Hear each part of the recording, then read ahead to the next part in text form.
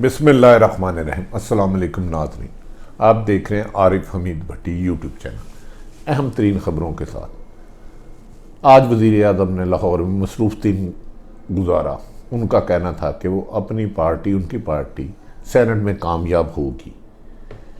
दूसरी खबर, भारत के लिए फिर सुबह शर्मिंदगी। भारत में अजीत देवगन का अचानक अफगानिस्तान में पाकिस्तान का अमन तबाह करने का दौरा नाकाम हो गया।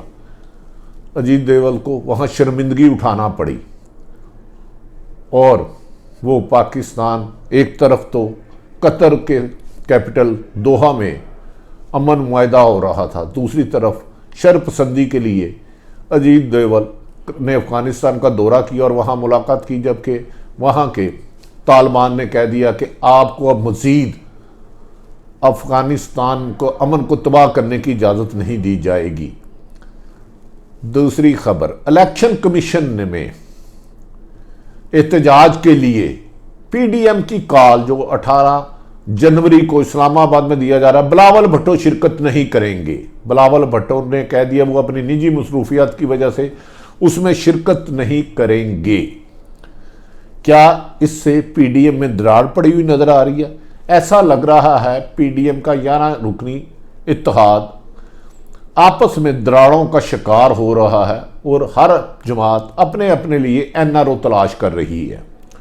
लेकिन नाज़रीन, एक अवाम के लिए बुरी खबर, पेट्रोल की कीमत एक महीने में दोबारा आज बढ़ा दी गई।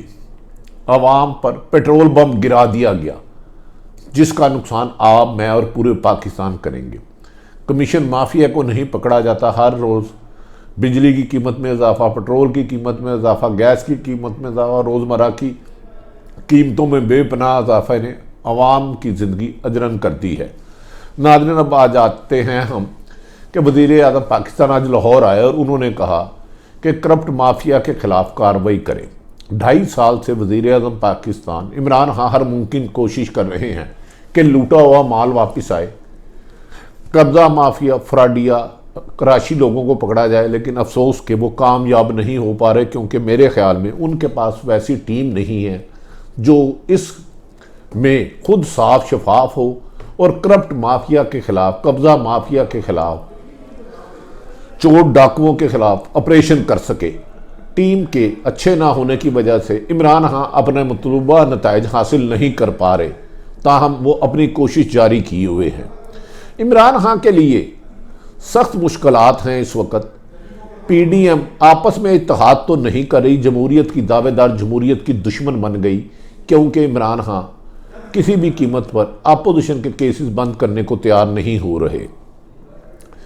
अब देखना यह है कि आने वाले दिनों में जब सेनेट के इलेक्शन मार्च में होते हैं, किस जमात को कितना हिस्सा मिलता है, ये तो बात वाज़ेह है। नाज़रीन, आपकी तलाली अर्ज़ है कि आइंदा सेनेट में पीटीआई की वाज़ेह अक्सरियत होगी और वो शायद कानून साजी में करने में भी अहम कानून साजी कर सकें जिससे मुल्क में करप्शन और बैड गवर्नेंस का हाथ है।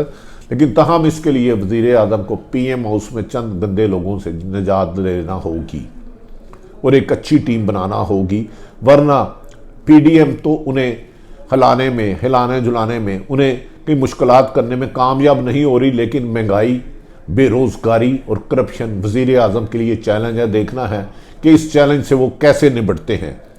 इसके लिए बहुत ज़रूरी है कि उन्हें अमली इक़दाम करना होंगे और कुछ लोगों को, काले कवों को, करप्ट माफिया को, मुल्क दुश्मनों को कानून के मुताबिक सजाएँ देना होंगी। अब लोग मीडिया बयान तक, प्रेस कॉन्फ्रेंस और टॉक शो से तंग आ चुके हैं। अब लोग अपनी ज़िंदगी की बुनियादी हकूक़ हासिल करना चाहते हैं। हमें उम्मीद है कि इमरान खान इसमें कामयाब होंगे, लेकिन ताहम आने वाला वक्त बताएगा। लेकिन दूसरी आज भारत के लिए एक और खौफनाक खबर।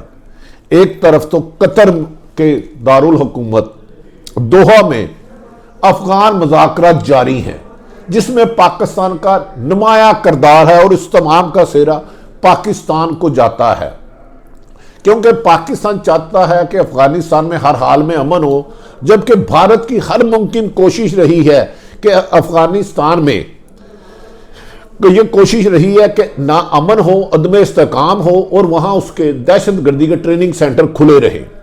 जब पाकिस्तान की कोशिशों से आज कतर दोहा में अफगान अमन मुआहदे के लिए बेहतर कोशिश हो रही है, तो अचानक भारतीय वजीर आजम नरेंद्र मोदी के मशीर कौमी सलामती अजीत डोवल गैर इलानिया बगैर बताए अफगानिस्तान पहुंच के, जब वो एयरपोर्ट पर पहुंचे तो तब पता चला कि वो आए।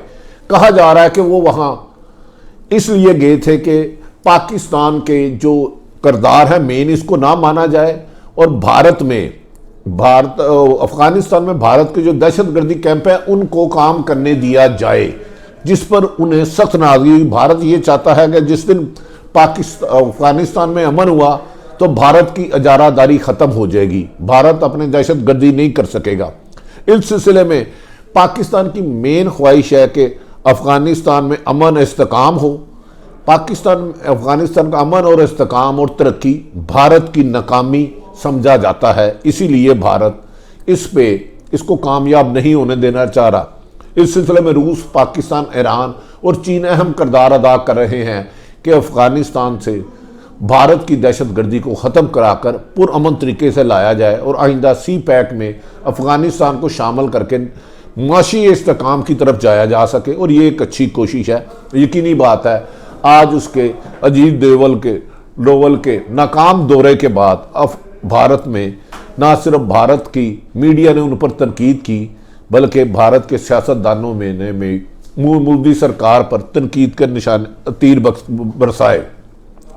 अफगान कोशिश करने के लिए पाकिस्तान ने हर मुमकिन कोशिश की है कि पाकिस्तान की ज़मीन को दहशतगर्दी से बचाने के लिए अफगानिस्तान में अमन कायम होना ज़रूरी है। इसी से खित्ते की तरक्की की तरफ जाया जाएगा, क्योंकि भारत हमेशा चाहता है कि अफगानिस्तान में अमन नहीं होना चाहिए और पाकिस्तान की यही कोशिश रही है और अमली इक़दाम रहे हैं कि अफगानिस्तान में अमन कायम करने के लिए तमाम हर मुमकिन इक़दाम करें। और इस सिलसिले में बहुत सी वहाँ के रिहायशियों से पाकिस्तानी हुक्मरानों के मुज़ाकरात भी होते रहे और जो कामयाब हुए, जिसका आज नतीजा निकला कि कतर में हो रहा है। और यकीनी बात है अगर ये अफगानिस्तान का अमन खित्ते को ले जाएगा। नाज़रीन, दूसरी एक अहम तरीन बात, बज़ाहिर PDM कह रही थी कि हम 8 दिसंबर को PTI की हुकूमत चले जाएगी, फिर 13 दिसंबर को चले जाएगी, लेकिन वक्त के साथ साथ PDM की जमातों में मौलाना फजलुर रहमान, नून लीग, पीपल्स पार्टी और दीगर जमातों के इख्तलाफात खुल के सामने आते रहे। पहले सेनेट से भागने का ऐलान किया, उसमें नाकामी हुई। ज़िमनी इलेक्शन में हिस्सा न लेने का दावा किया, उसमें नाकामी हुई। अब इलेक्शन कमीशन के दफ्तरों के बाहर फॉरेन फंडिंग केस में एहतजाज का ऐलान किया है, जिसमें PTI की जमात के खिलाफ 5 साल से 6 साल से केस चल रहा है, जबकि इलेक्शन कमीशन ने पीपल्स पार्टी और नून लीग को भी तलब कर लिया है कि आप भी अपना सारा हिसाब लेके आएँ कि आपको फॉरेन फंडिंग जो होती रही आपके उसकी तफसीलात बताएं। इस सिलसिले में बिलावल भुट्टो ने पहले ही PDM से बहुत फासले रखे थे, तो उन्होंने अचानक ऐलान कर दिया कि वो इस्लामाबाद इलेक्शन कमीशन के बाहर किसी भी एहतजाज में शामिल नहीं होंगे और वो अपने सरकारी दौरे पर 18 और 19 को उमरकोट और सक्कर की तरफ जा रहे हैं। लिहाजा मुझे लगता है कि अपोजिशन का ये एहतजाज जो इस्लामाबाद में इलेक्शन कमीशन के बाद हो रहा है एक फोका फायर होगा। ताहम क्या होता है ये हमें उस दिन तक इंतज़ार करना होगा। नाज़रीन, जो सबसे अफसोसनाक खबर है, हुकूमत ने एक अजीब काम कर दिया है। पहले 1 जनवरी को तेल की कीमत बढ़ाई गई, ये खबर छोड़ी गई कि 11 रुपये कीमत बढ़ाई जाएगी। फिर आवाम से धोखा किया गया, कहा गया कि नहीं जी नहीं, हुकूमत ने आवाम की हमदर्दी में 11 रुपये नहीं कीमत बढ़ाई, लेकिन 2 रुपये 31 पैसे की कीमत 1 जनवरी 2021 को बढ़ा दी गई, जो पेट्रोल बम आवाम पर गिरा, जिससे आवाम झुलस के रह गई। आज फिर ये ड्रामा शुरू हो गया जी, 13 रुपये कीमत बढ़ाई जा रही है। ओगरा ने हुकूमत को रिक्वेस्ट भेज दी है, लेकिन एक तयशुदा ये स्कीम होती है कि जान के बड़ी रकम बताई जाए, फिर अवाम पे अच्छा खासा बोझ डाला जाए। आज फिर बदकिस्मती से 13 का कह के एहसान ये हम पे कौम पे किया गया। नहीं जी नहीं, हम 3 रुपये और 30 पैसे फी लीटर कीमत बढ़ा रहे हैं। बताएं, एक चिंची और एक मोटरसाइकिल सवार की जिंदगी कितनी अजरन की जा रही है। नाज़रीन, वज़ीर आज़म इमरान खान के लिए ये इम्तहान कड़ा होता जा रहा है। LMG में, पेट्रोल स्कैंडल में, IPPs में करप्शन करने वालों के खिलाफ जब तक वो कार्रवाई नहीं करेंगे, ये कीमतें आसमानों को छूती रहेंगी और रोज़मर्रा की अशिया में इजाफा होता रहेगा जो अवाम के लिए किसी भी बड़े ब्लास्ट और खुदकश हमले से कम नहीं है। वज़ीर-ए-आज़म इमरान खान को सोचना होगा कि पीडीएम उनका नुकसान नहीं कर पा रही, पीडीएम अपने मकासद हासिल नहीं कर पा रही, भारत को नाकामियों दर नाकामियों का सामना करना पड़ रहा है। इवन के बरतानिया ने भी मकबूजा कश्मीर में होने वाली दहशतगर्दी का जिम्मेदार भारत को करार दे दिया और बरतानिया की असम्बली में ये बात बाज़गश्त सुनाई दी गई कि भारत दहशतगर्द है। हाँ, मौजूदा हुकूमत को चैलेंज है तो महंगाई से, बेरोज़गारी से, लाकानूनियत से, करप्शन से। हमें उम्मीद है कि वज़ीर-ए-आज़म पाकिस्तान इस पर करेंगे।